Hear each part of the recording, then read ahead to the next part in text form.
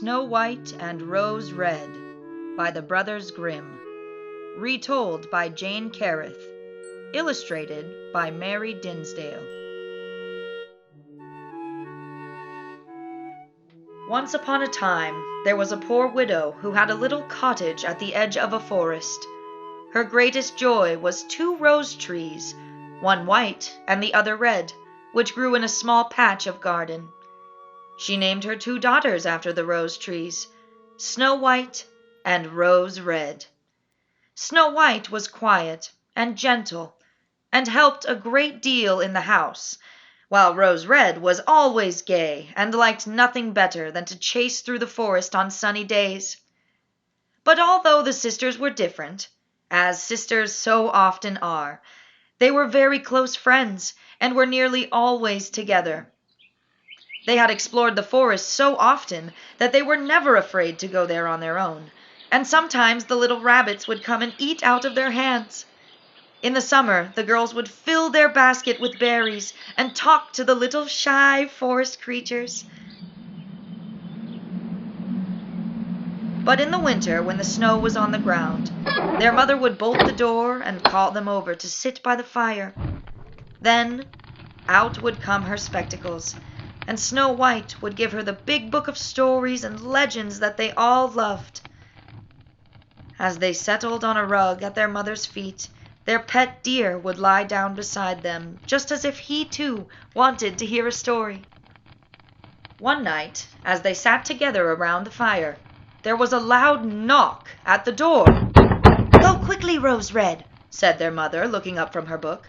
"Some poor traveler must have lost his way in the snow." When Rose Red opened the door, there was a huge black bear who thrust his head forward and said, "Will you let me come in? I won't do you any harm, and I am nearly frozen to death." Rose Red screamed in fright and tried to shut the door, but her mother called out, "Let the poor bear come in, Rose Red. You heard what he said.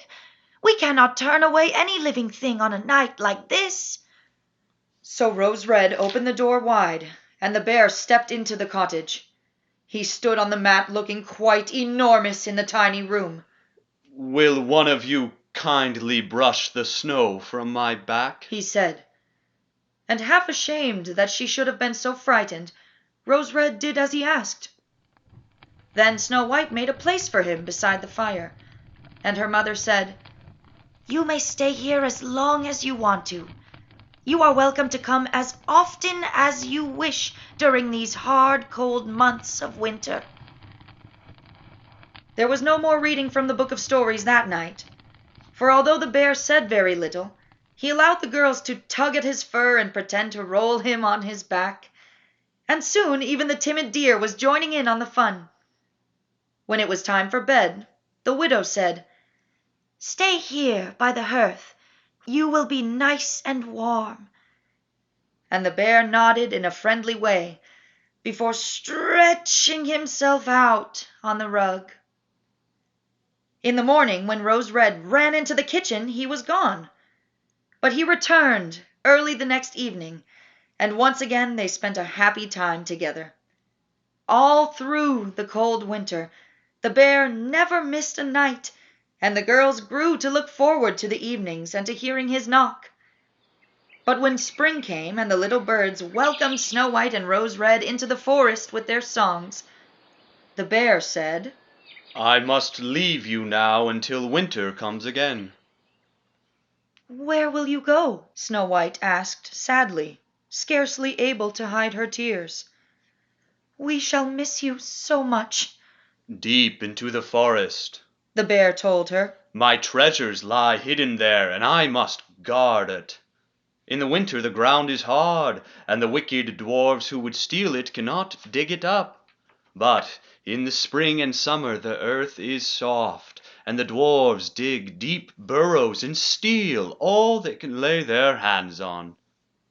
How sad Snow White and Rose Red were to see the bear go. And as they watched him trot away, Snow White said, "It won't be the same now that he's gone." Some days later, their mother asked them to go into the forest and gather some wood. "You will enjoy the sunshine," she said, "and perhaps it will help you to forget the bear." As the two girls wandered along the paths, searching for sticks, they were suddenly surprised to see an odd little man whose long white beard was caught in the branches of a tree. "Look!" whispered Rose Red.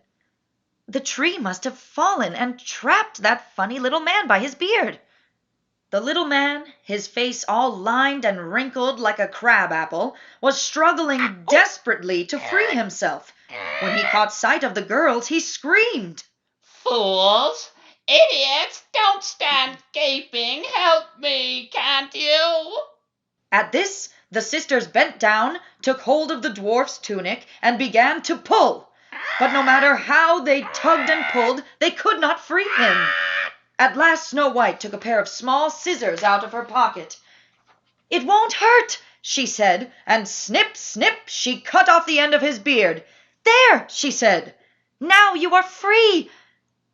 If you are thinking that the dwarf was grateful, you couldn't be more wrong. Ruined! Ruined! He screeched, hopping up and down, holding his beard.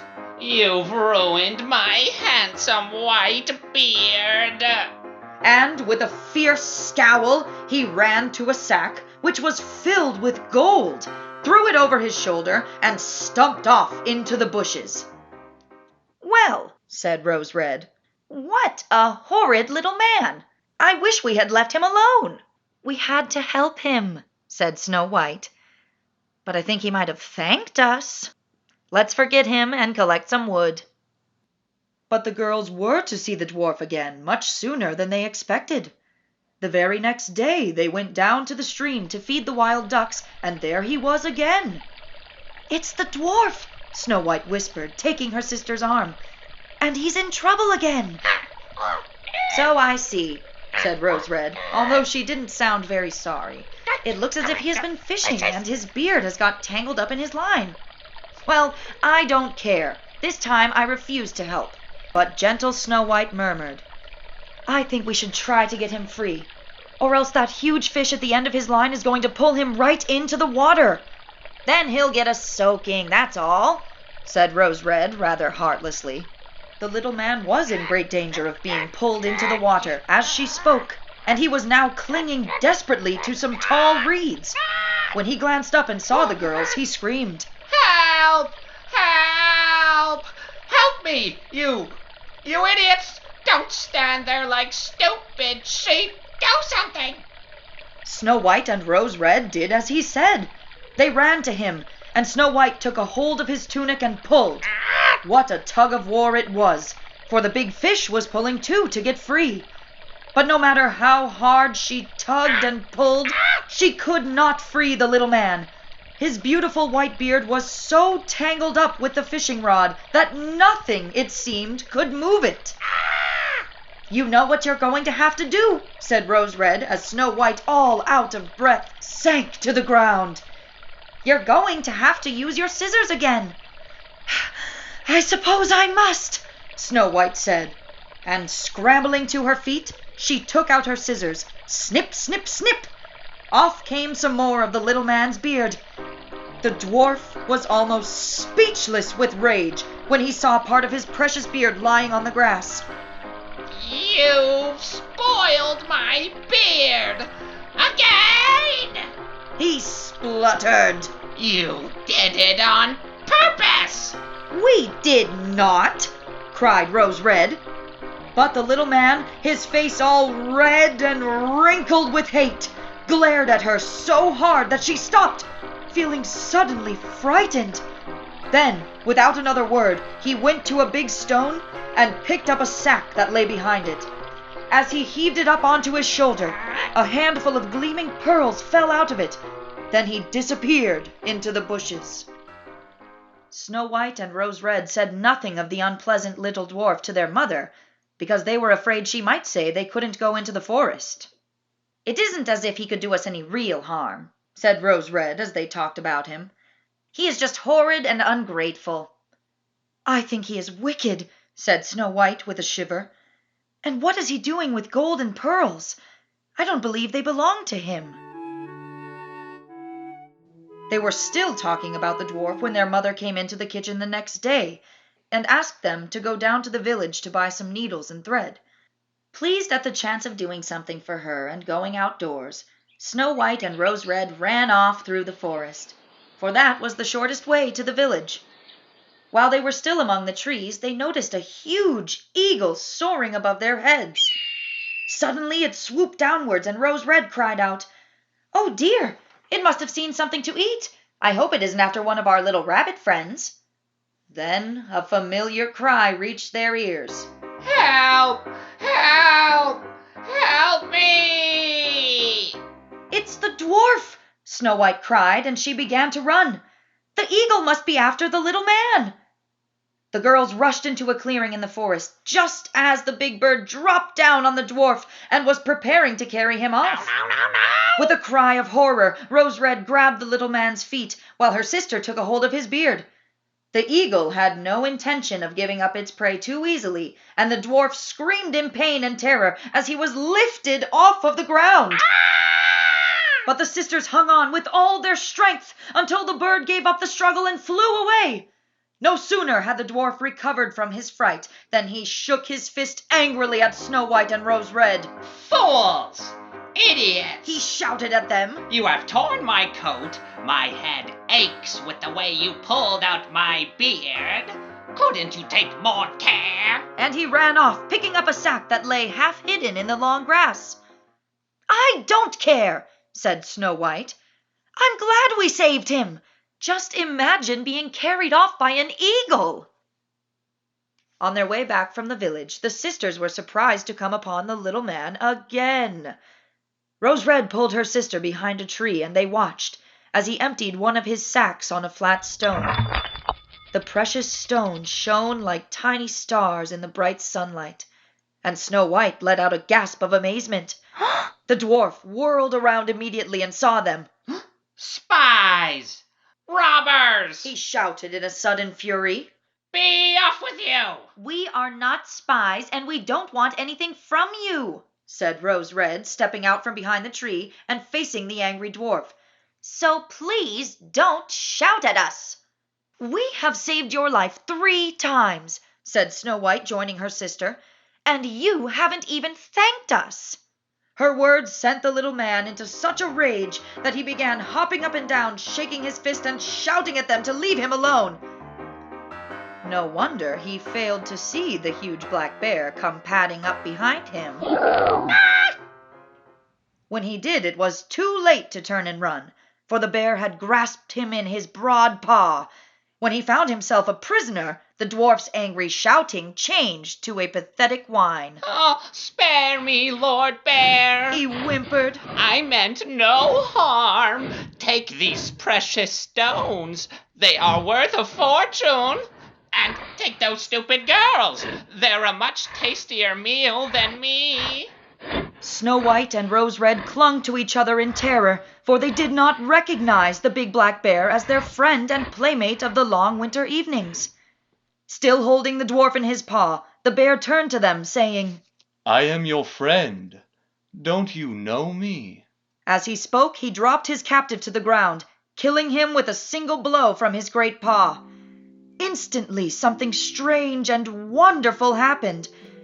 In place of the bear stood a handsome young man, clothed in a suit of gold.